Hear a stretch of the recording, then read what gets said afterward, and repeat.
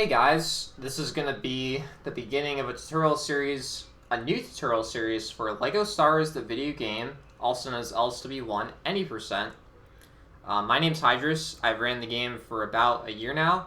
I have 2 full game world records, as well as 4th place in 90%, and I feel like I have enough experience with the game to kind of give back to the community and present something useful to beginners. Even though the game has died down in popularity a little recently, we've gotten newer players. And this game obviously is in the 1.0 engine, so it has the most creative use of out-of-bounds movement.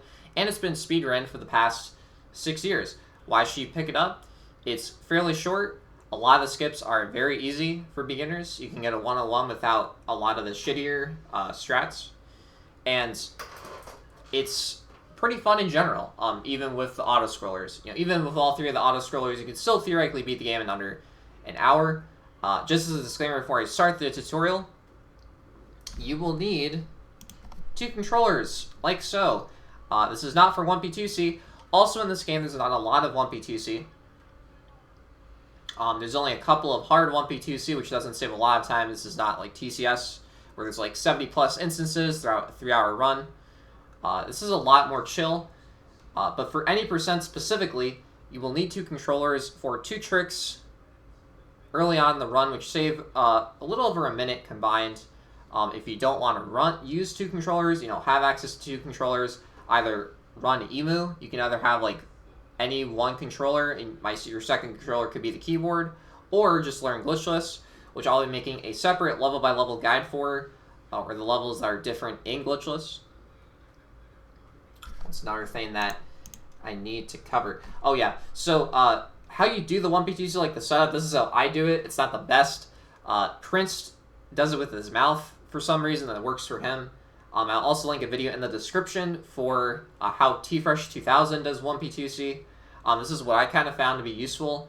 So just kind of find something that works for you.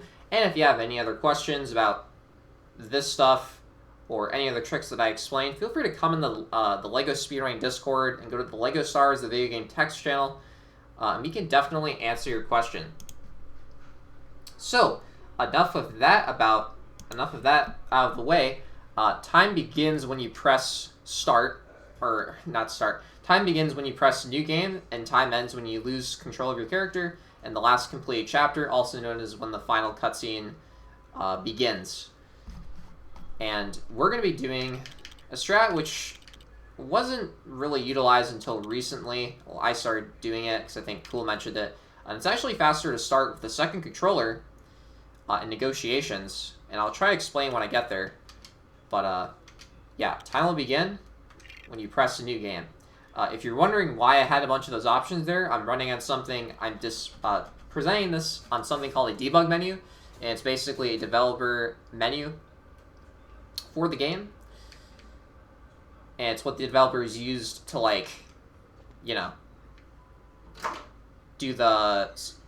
go to levels easily and just influence a bunch of variables.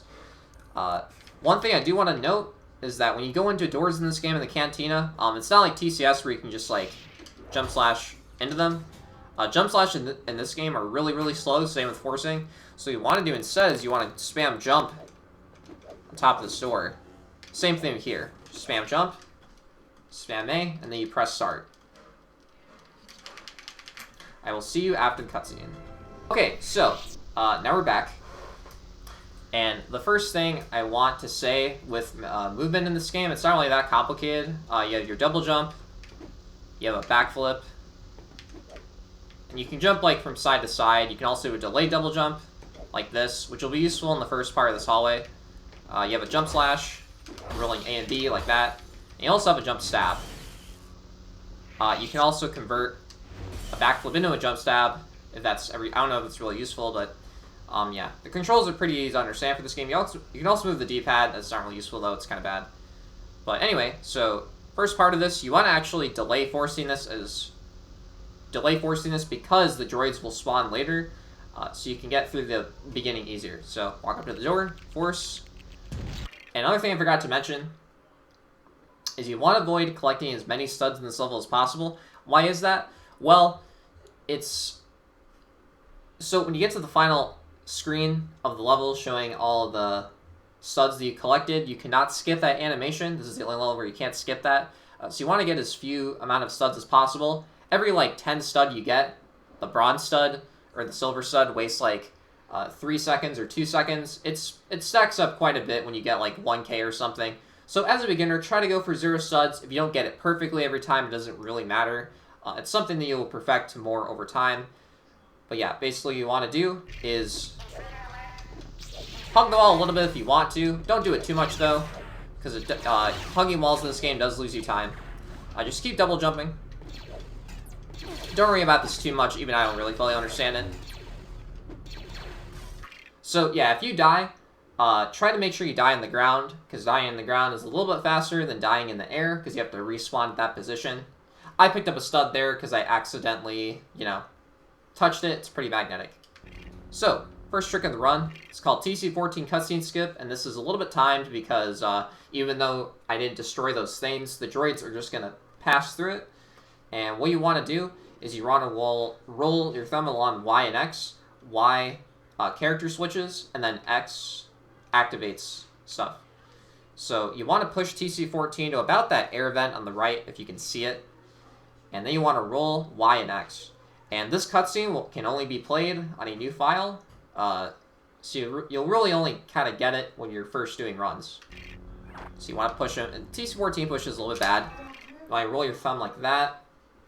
And then, and you should get it. So, if you do the rolling method from too far away, the cutscene will play, and you won't, like, warp to the panel like that, like what just happened there.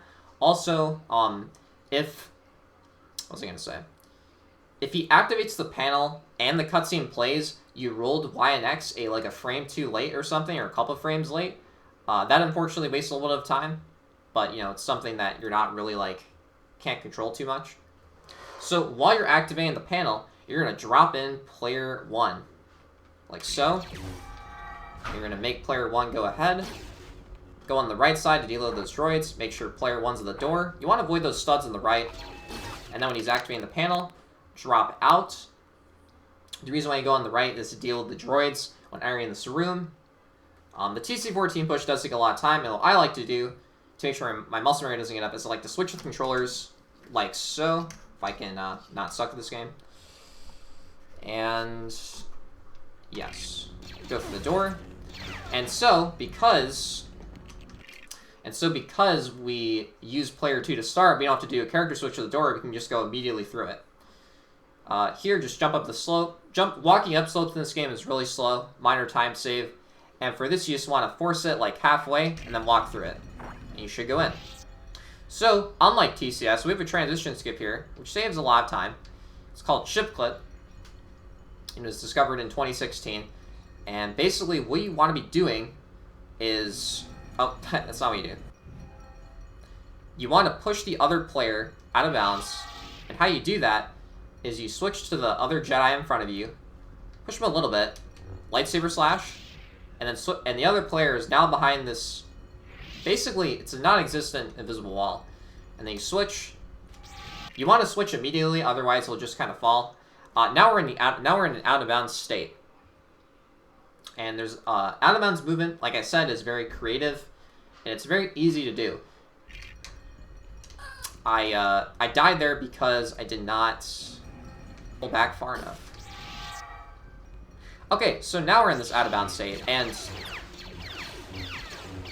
there's different methods of navigating. So, you can go up by pressing A to jump, and you can go down by releasing the control stick and letting it go to neutral. You'll do this when you want to go down vertically, and you'll press A when you want to go up vertically. And when you fall out of bounds, you want to pull back an analog stick like this to make sure you don't fall all the way. It's really hard to describe as to how you do that. Consistently, it's just more of a feel-based thing. Anyways, with that knowledge, once you're about here, you want to go to the right, and when you see this ramp here with the black holes, when you feel like you're like halfway through it, hold upright. If you're too high up, you'll actually hit an invisible wall, which is like right there on the left side. You want to hold upright. Make sure not to double jump too early, as you'll hit those studs, which can be a minor time loss. And then when I like to get to the gate, I like to do 2 jumps. 1, 2.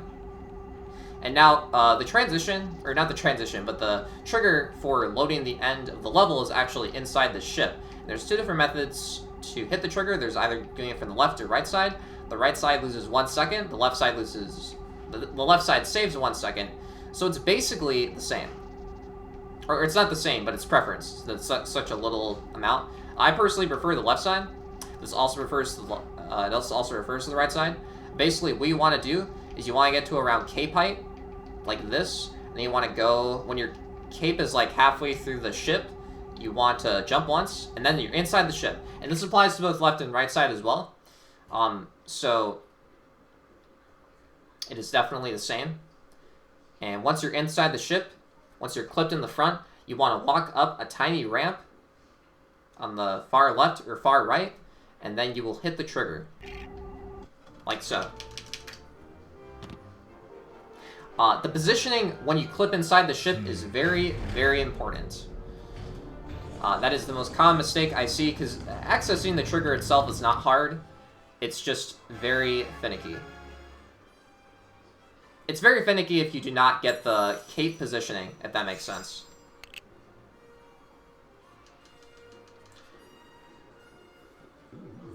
So yeah, like I said, you get like 10 studs. That's gonna waste a couple of seconds, but that's fine. Next episode, we're gonna actually cover the route a little bit.